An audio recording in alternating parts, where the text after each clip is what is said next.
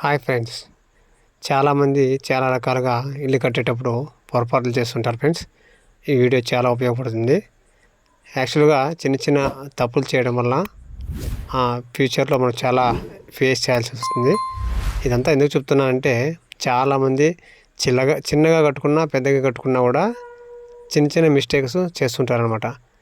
ఈ వీడియోలో మీకు చూపించేది ఏంటంటే, మనం స్లాబ్ వేసేటప్పుడు కాంక్రీట్ అనేది పైన స్లాబ్ వేయడం జరుగుతుంది కదా ఫ్రెండ్స్. అలా చేసేటప్పుడు మనము సెంటరింగ్ కొట్టించిన తర్వాత మనము ఈ కాంక్రీట్ టేప్ అనేది ఈ సెంటరింగ్కి ఇలా టేప్ అనేది అంటించడం జరుగుతుంది.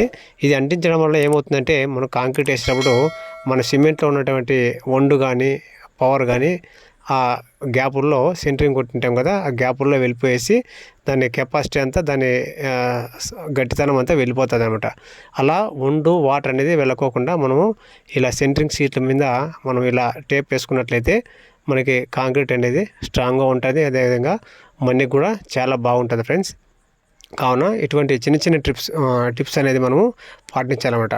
మీరు స్లాబ్ వేసేటప్పుడు ఖచ్చితంగా ఇలా సెంటరింగ్ గ్యాప్లో టేప్ అనేది అంటించాలి.